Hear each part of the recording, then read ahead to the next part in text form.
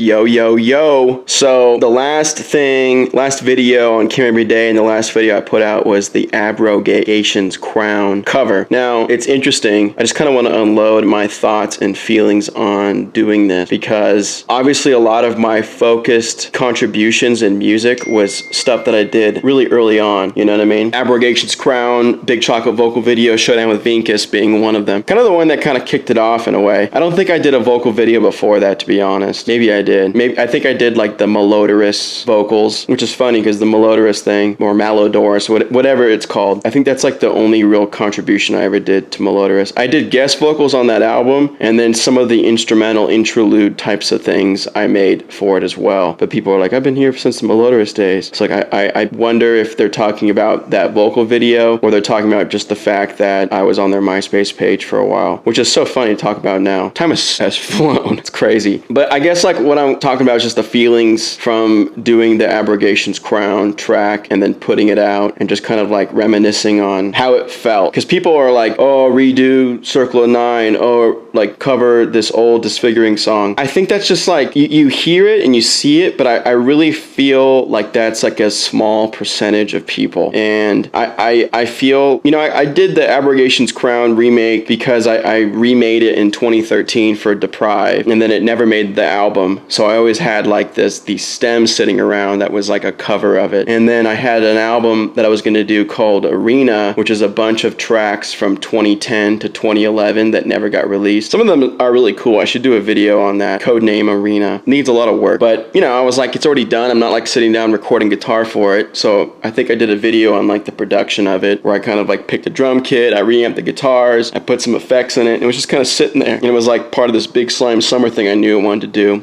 It's funny I'm saying this too, because there is a song from Sleeper that I'm going to redo, but when I redo it, I'm going to do it with another vocalist. So like, I think that's a little different than what I'm talking about. So when you see that, don't be like, hey, you said you weren't going to do that anymore. But it just feels, like when I was doing it, it's like I'm comparing it to the original while I was recording. It kind of tripped me up because it's just going to be different. You probably saw that in that video where Aaron was like, you know, that was like, you know, you did that when you were 16. It's not going to be the same. And it's not like things are different. I do vocals differently. I approach things differently. And I kind of like, it was interesting doing that because I was excited to kind of put that out. I thought I was going to do a lot better. It's just like been kind of underwhelming, you know what I mean? And I think it's like kind of stirring the wrong pot, which is interesting because I chose to do that song over some of these newer Big Slime Summer songs because I felt like Hella Spice or Ultra Spicy and then dropping All For You, which are kind of like pretty alternative. I was like, you know, maybe I should like kind of satisfy the bass a little bit and do something that's just like straight up brutal and like simple. Abrogations Crown was like ready to go. And it's funny, like you compare like Defeathering a Swan to Abrogations Crown, and I think Defeathering a Swan like goes so much harder than Abrogations Crown. And yeah, I just don't like it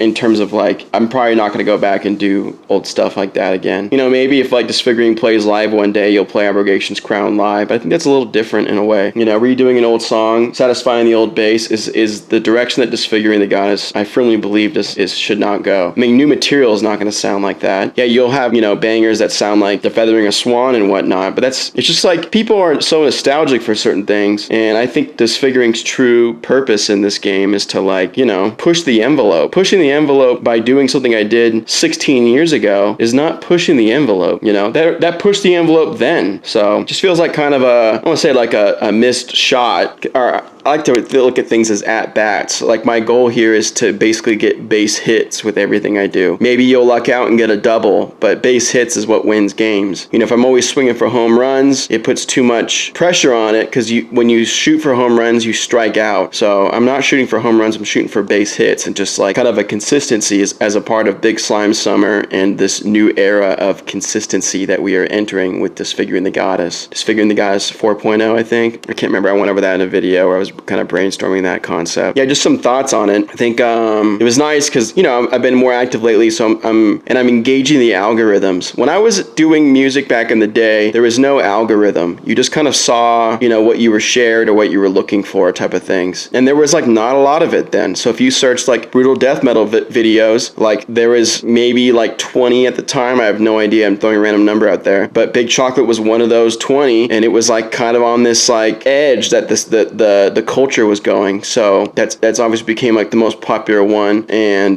that's probably why it got so popular, is because it was the best at a time when there was relatively low saturation. And it's like saturated market. Like, aren't you do you feel bad about contributing to a saturated market? No, because I feel like I'm contributing to a really high end of that saturated market. You know, at the top there's less saturation. There's a lot of saturation at the bottom, but at the top there's less saturation. So with Big Slime, and I think just kind of my natural abilities to, you know, write and create catchy death metal, I think will make it so there's less saturation in the stuff I'm doing. Now it's just kind of like engaging the algorithm to like expand on that. And it's interesting. The algorithm is interesting to play with because I've never played with it before, you know, in terms of like being a content creator. All these words that I've never used back in the day because they weren't a thing. It's like when you read the comments on Facebook and TikTok, it's so obvious that this weird blend of underground death metal that I'm doing is reaching people who have, it's not reaching an underground death metal, you know, hashtag. It's reaching like, I guess like a heavy metal hashtag, because there's so many people who have never heard anything like the stuff I'm doing, which is funny because it's like been a thing for like 20 years. Not saying that it's like, oh, it's been around 20 years, everyone should know about it. It's obscure, you know? But to the point of the obscurity, I kind of really doubted the genre when I was younger. I did not expect like things like deathcore to be as big as they are in the present day. So it's kind of like there's all these interesting components to like me naturally becoming more engaged with everything. You know what I'm saying? So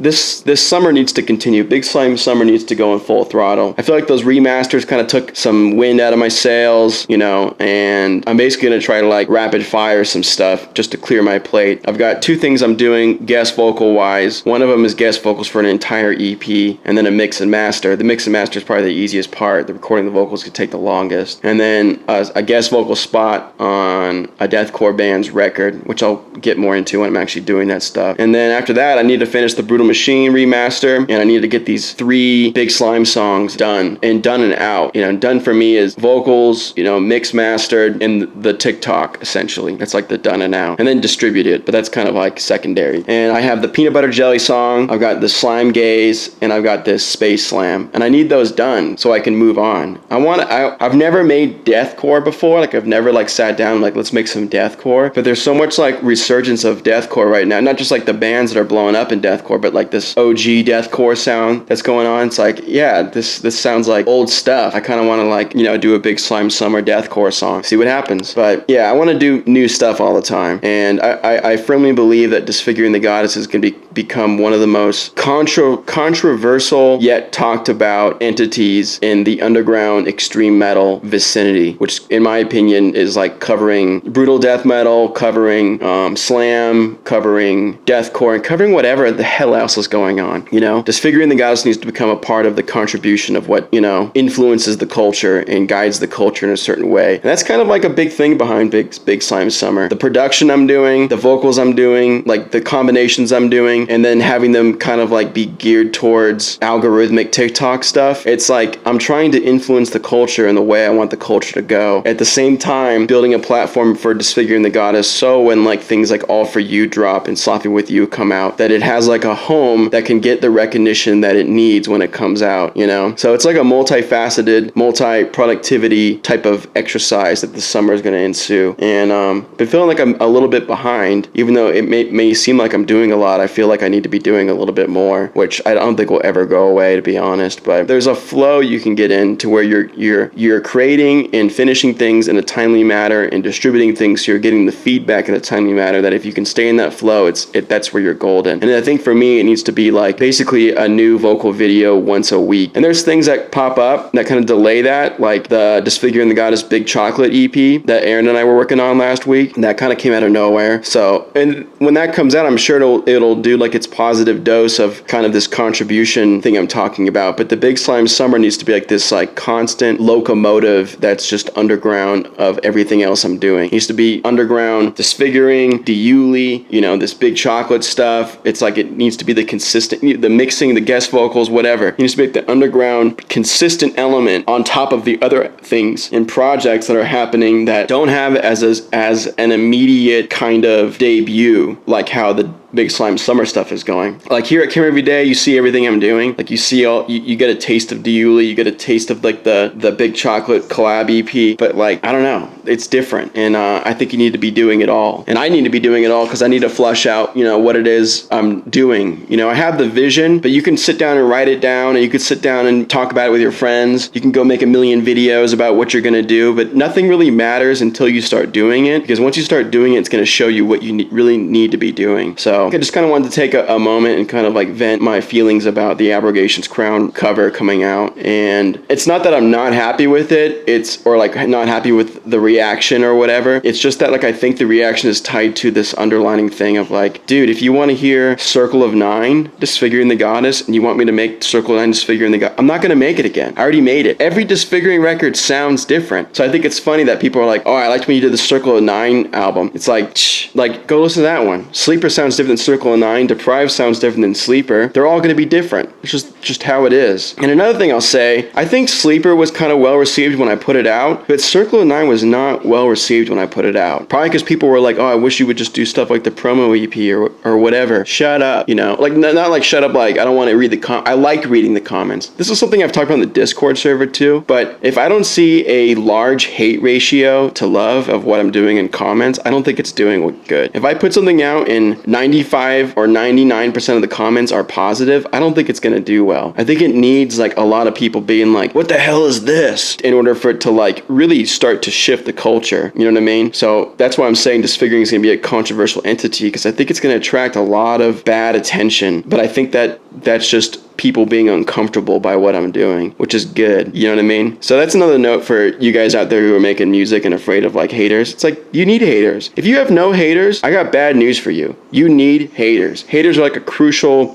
type of feedback. And I'm not talking about feedback or hate, like diehard fans being like, you know what, like this just doesn't sound good. And it's like overwhelming like that. That's a cue right there. But like, you need people to be like uncomfortable about what you're doing, I think if you're in that comfort zone all the time, you're just making stuff that's comfortable for you and your audience, it's like it's not going to go well. You need to be pushing the envelope, and Disfiguring is kind of like, I think that's Disfiguring's role in the culture. And just Don't Be Stupid came out a month ago, and it's been kind of a whirlwind of a month since it came out, and it needs to keep going. So I think I'll feel better about things once Caterpillar and Blood Arrow are live. I've reordered the discography on Spotify. Big Slime Summer is consistent. These like extraneous side things I'm doing, like the guest vocals are done, because I'll be at this place where it's like, hey, I'm gonna make a deathcore song. I go and make a deathcore song. Now it's like, hey, I should make a deathcore song, and I'm like overwhelmed by like the other stuff I have to do in my life. You know what I mean? Not even just in music, but just outside of music. So you need to stay on top of things, and you need to be consistent yet productive. You need to be productive when you sit down to work. And if you sit down to work and you have a bunch of things you need to do, it's gonna like affect your conscious flow. You're gonna be way more free when you're free to do what you want to do, So just like a little venting monologue type of vlog. I hope it's clear that like I like Abrogations Crown cover, and I just feel like it was a good lesson in the terms of like, yeah, just keep going. Don't fucking worry about old shit. Just keep going. And that haters are good, And it's funny, like you'll see a post I've made on Facebook. We laugh about it all the time in the Discord. The Discord's like a fan of like reading the butthurt people. And I like it too, like I said. And I'm expecting like a 20% hate ratio. If I'm not getting a 20% hate ratio, I don't think it's going to be doing well. That's what I'm saying, So when you're on my YouTube, my TikTok, or my Facebook, and you're seeing haters, just know I'm like living for that, So hope those things are clear. I know I kind of got maybe bent about people who are like, oh, just do Circle of Nine. But that's like the haters I need to like piss off too. You know what I mean? I need to bend the rules. So long live Disfiguring the Goddess. Long live just DTG Worldwide, and long live Big Slime.